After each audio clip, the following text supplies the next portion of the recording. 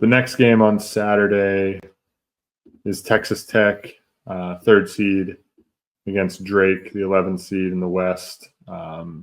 Drake upset Missouri. They really controlled all of that basketball game. Missouri made a bit of a run, got it a little bit closer, and then Drake ended up pulling away again. But Drake, that game went exactly how they would have hoped. They controlled the tempo. And when they get a lead, right, they get up. When you get up 10 against Drake, it feels like it's 25 because of the way the pace that they play, right? And with each bucket that they score and they bleed another 30 seconds off the clock, it's just a terrible feeling looking up at that scoreboard, I have to think. And Texas Tech, they got up 35-19, and then UNC Wilmington, rolling it over from the end of the first half to the second, went on a 27-10 extended run to actually take the lead 46-45. And then after that, I don't think Tech gave the lead back. They ended up winning by 10 or 11, I believe. They jumped out quick, then kind of labored their way there. Did just enough to win. UNC Wilmington kind of melted down the stretch. Tech's just the better team there, as we discussed in our first round preview. But this game's interesting, right? Because it doesn't seem like Chance McMillan's going to play again. Texas Tech should have the ability to attack Drake at the rim. Drake sits at allowing 62.6% in close twos. Their 2-point defense sits at 291st in the country, whereas Texas Tech's 2-point offense sits at 56th in the country. So they should have an advantage there, but we also thought the same thing about Missouri and how they should be able to do the same thing, and they didn't. We thought Mark Mitchell should have had a pretty good day, and that just wasn't the case. So a little bit interesting here. What are you expecting to see between Texas Tech and Drake? Yeah, I mean, on paper, when you look at the matchup, I guess it would make sense for Tech to have success. I mean, they take care of the ball, and Drake, they create a lot of their value by turning teams over. But once again, Missouri did the exact same thing, and Drake was able to force some turnovers, and ultimately they controlled that game. And Drake's probably going to control the glass in this game, which is kind of crazy. Like when I always think of a mid-major, I always think they're overwhelmed athletically, and the Tech should have the athleticism advantage with Toppin and Federico in the front court, but Drake has just shown time and time again that they're going to dominate the glass against anybody they play. And I think Cam Manyao is just super underrated. Him and Tavion Banks are really physical up front, and they're really good positionally. And I would say their athleticism is a bit underrated as well. But I guess there are some factors that Drake has advantages in. Like Drake fouls a ton. Texas Tech doesn't draw any fouls. And like you said, Tech is efficient at the rim. They don't really get to the rim ever, or even want to get to the rim. They prefer to kind of live outside. And I think that could be advantage Drake, who is a pretty good 3-point defense, and they guard threes at an elite rate.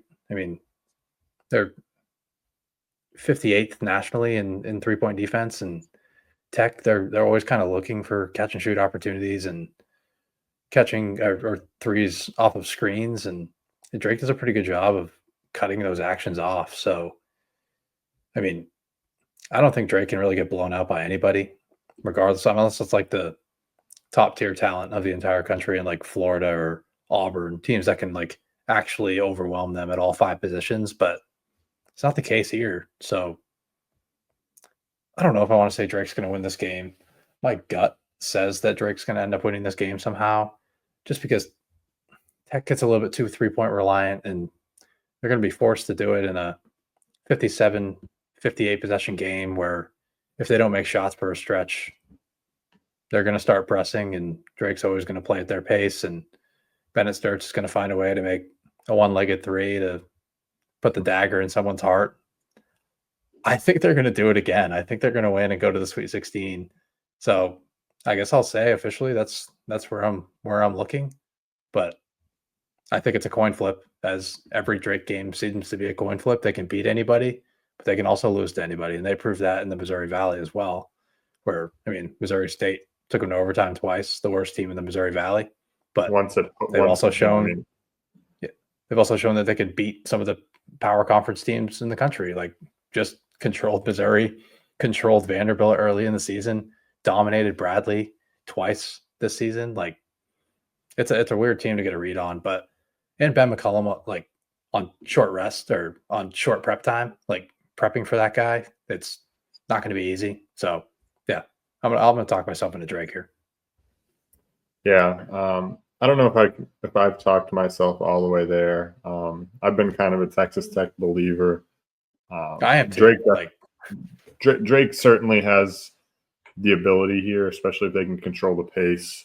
I just kind of expect Texas A&M to be able to attack the rim. Like, I like to think that Grant McCaslin is going to, watch some film and realize that they can play through JT Toppin and Darian Williams getting to the rim. I think that's where they can have the most success here, and then pick their times where they want to hit the catch and shoot open threes. Because I think, ultimately if they're able to get to the rim with Williams and Toppin successfully, Drake's going to have to make some adjustments defensively, which then I think opens up some of those catch and shoot opportunities for those guys. Like, Overton's a much better shooter when he's wide open. Kerwin Walton, much better shooter when he's wide open. As we saw tonight, he's going to get him up. Same thing with Hawkins.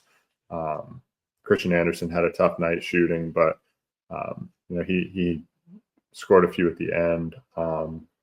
I think trust Texas Tech a little bit more. I don't know. Like, they do have some variance, obviously, with the number of threes that they get up, right? I mean, their 3-point rate is 51st in the country.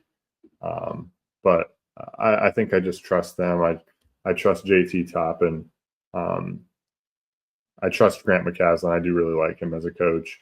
So I'm going to side with Texas Tech here to get the win. I don't know if 8.5, where the spread is sitting at, I don't know if that feels a little big, but I think Texas Tech does get it done and advances to play against St. John's in the Sweet 16. Yeah, I mean, you can bet that I'll be taking the points. I mean, you just have to with Drake. I mean, if they're laying a large number, I'm going to take the points with the other side. If they're getting a big number, I'm going to take Drake. I mean, it's just the types of games that they play in and night out. And I guess the one good thing for Tech is they don't really rely on transition for offense. Like, they don't really like to run all that much at all. So if they can be efficient in the half court, it's going to be a little bit harder for Drake to make them feel uncomfortable. So I think that's what they have rolling for him. But I just think Ben McCollum is such a tough prep, and they can win the extras in this game. So yeah, I'm going to side with Drake here. Yeah. So both of us sitting on opposite sides of this one. Should be a fun game to see who moves on to the Sweet 16 to take on the winner of St. John's in Arkansas.